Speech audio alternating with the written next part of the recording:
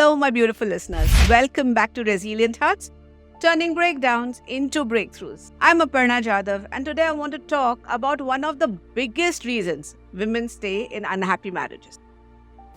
I'm doing it for my kids. Maybe you've said it to yourself, maybe you've heard it from others. And if you're listening to this, I know this isn't an easy topic. You love your kids more than anything. We all do, right? And leaving that feels selfish. But today, I want to help you see this a little differently. Because what if staying wasn't helping your children the way you think? What if the best thing you could do for them was to choose your own happiness? I remember speaking to a woman once, a mother, who told me that she never imagined she'll tolerate so much pain. She said, if it wasn't for my child, I would have left long ago. And you know what? That woman was me.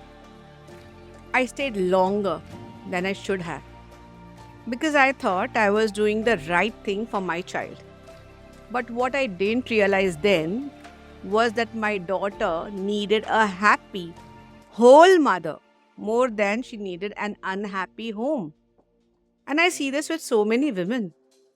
They put up with mental, emotional, and sometimes even physical pain because they believe it's better for their child to grow up in a two-parent home. Society tells us that divorce is bad for children. But here's what we rarely talk about. Children don't just learn from what we say. They learn from what we live and how we live. Think about it. If your child watches you accept pain, neglect, or disrespect, they absorb that as normal. If they never see you happy, they grow up thinking that love means sacrifice, not joy. If they see constant tension, cold silence, or fights, their nervous system learns that love feels unsafe. And one day, they might repeat those same patterns in their own relation. What if, instead of protecting them from divorce, you're teaching them to tolerate pain? Do you know there is a card in the tarot deck that speaks beautifully to this moment? It's called the Fool. It's the very first card of Major Arcana. The Fool represents a leap into the unknown, a step forward full of uncertainty, but also full of possibility. In the card, we see a person standing at the edge of a cliff, ready to jump, not because they know exactly where they land, but because they trust that something better awaits. And isn't that what choosing yourself feels like? It's terrifying, I know that. You don't know what's ahead, but deep inside you feel that there has to be more than this. And here's the thing about the fool's journey. It doesn't end with the leap. The fool goes ahead and becomes the magician. The magician is powerful. He stands tall, one hand reaching the sky, the other pointing to the earth, symbolizing his ability to create his own reality. By taking the leap, he discovers his strength, his tools, his purpose. And that's exactly what happens when you choose yourself. You stop just surviving and start creating. And my beautiful listener, maybe you're standing at the edge of that cliff right now, afraid to take that step. But what if that leap is what makes you powerful?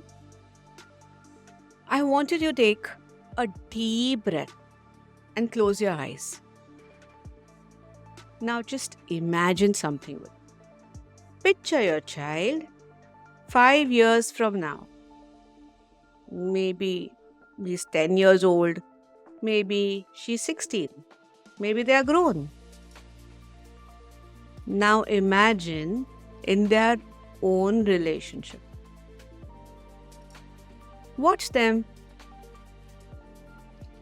See how they interact with their partner. Do they look happy? Do they feel safe? Do they know how to ask for respect? How to give love without losing themselves? Now ask yourself, what did they learn about love from you? And are they repeating your patterns or breaking free from them? Did they watch their mother choose pain or choose herself? Breathe in. And as you exhale, let the truth settle into your heart. Whatever that truth is for you. If you think you are on the right path, perfect. If not, maybe it's time to think and ask yourself those difficult questions. And you know what? Here's the truth. You are not selfish for wanting peace. You're not a bad mother for choosing happiness. Your children don't need a perfect home. They need a happy, healthy you. I know the guilt. I know the fear. But I also know this. When you choose yourself, you teach your children how to choose themselves too. Your happiness gives them permission to find their own. And isn't that what we want most for them? So if you're feeling stuck, here are 3 steps to help you start moving forward. First, journal your truth. Write everything down you feel when you imagine staying versus leaving. Let the words flow without judgment. Second, find your support system. Talk to someone who will listen without telling you what to do. A coach, a therapist, or a trusted friend. You choose.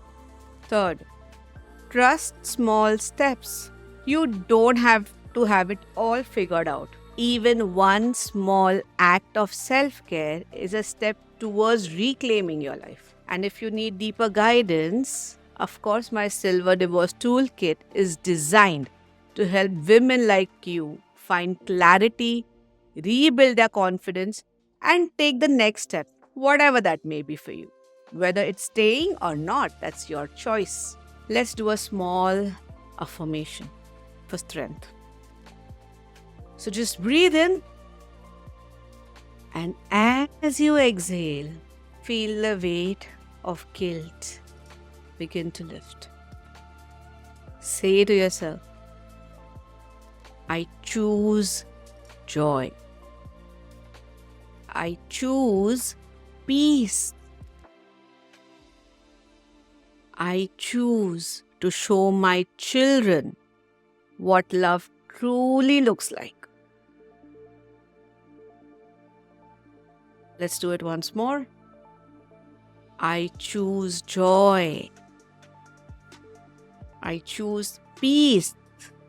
I choose to show my children what love truly looks like.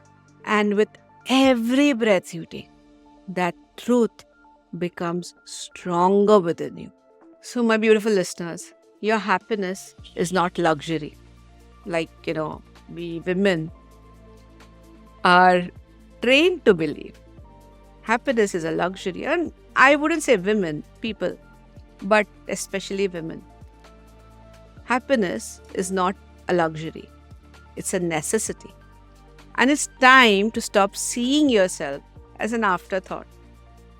You are the hero of your life. You're the main character of your life. You have the power in your hands. So think about it. Think about all we've said today. Rewatch this video multiple times.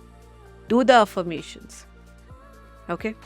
Next week, we are diving into a question that so many women ask me. And that's the question that actually makes them think and rethink if they want to even think about divorce. How expensive is divorce in India? What you need to know.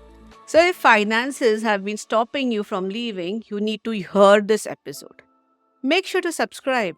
And if this episode spoke to you, send me a DM or share it with someone who needs to hear it. As always, you're stronger than you think, and I'll see you next week. You take care and have a lovely day. Bye.